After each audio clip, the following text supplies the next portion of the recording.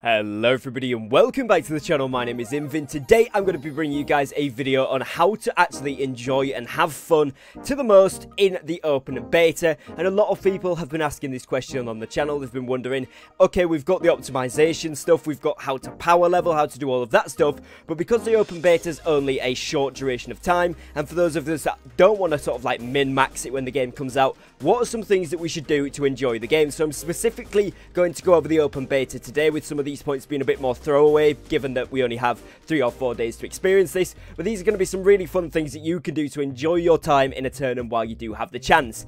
Really quickly, before we jump into it today, I am just going to show you guys how to register for the open beta on Steam, as that has just been released as well. So really quickly, if you go onto the New World page on Steam here, you just type in New World, it'll come up. As you can see here, if you've already purchased the game through Steam, it'll say New World is already in your Steam library, and it gives you the planned release date, also gives you the option to pre-purchase and pre-purchase the deluxe edition.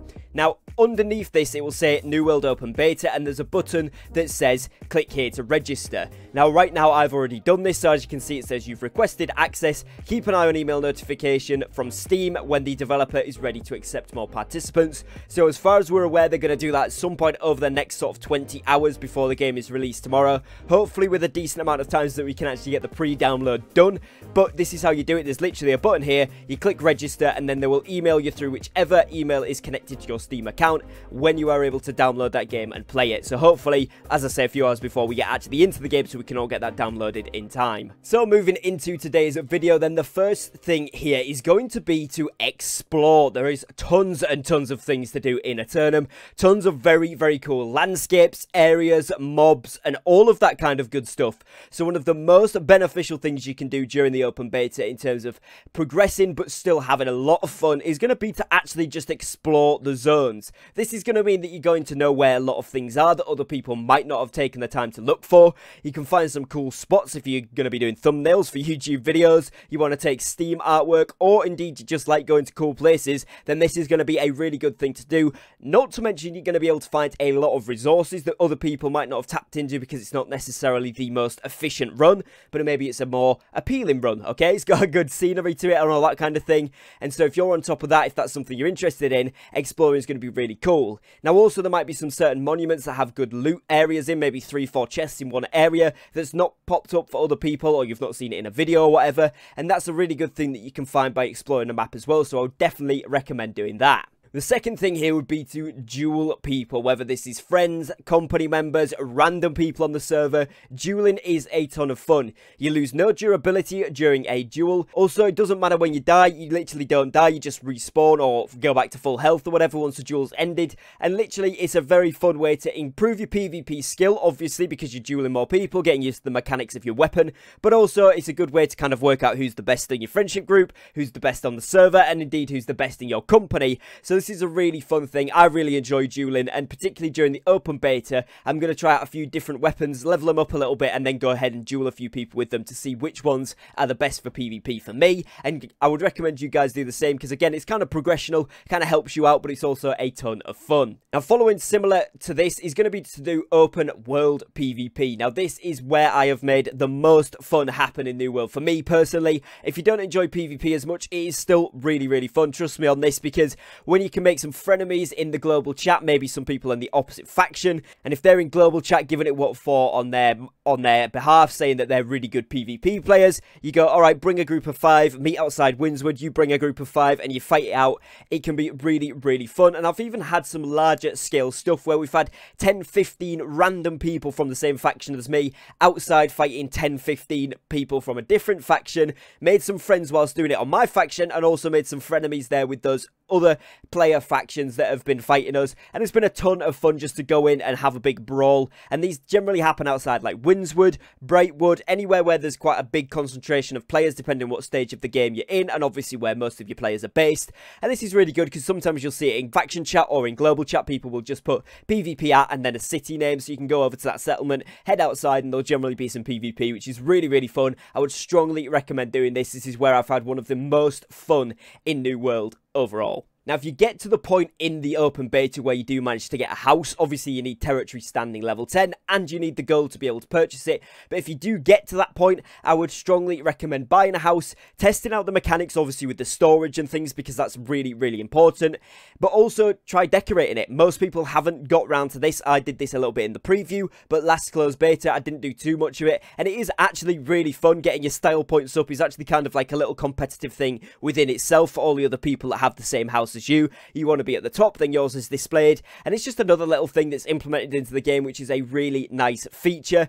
Obviously you have things like I said there, the storage and the trophies, which actually affect gameplay as well, right? But there is also the decorational aspect of it as well, which is cool. And obviously again, following on from this in a similar strain, is trying out different skills. So things like furnishing to make those decorations is going to be really cool, but all of the other skills as well, dabble in each one, see which one you actually like, because it might be that you plan to go as a weaver but you really enjoy leatherworking, or vice versa, and that kind of thing, which can be really, really helpful. So I would definitely recommend trying out a few different ones. And on top of that, try out different weapons, different armor types, different skill sets, sets with luck on, or gathering sets, all that kind of stuff, just to try everything out as much as you possibly can. Obviously it depends what drops you get, how far you progress into the game, but just try different things and see what you enjoy, because that's going to be a ton of fun to mess around with, especially if you do it with some company members or some friends, and it's going to be a good laugh for you all to do as well. Now, another thing kind of following on similarly to that is just run some meme builds. Run heavy armor with really light weapons, or, you know, just heavy with the bow. Things like that. Just try out different things.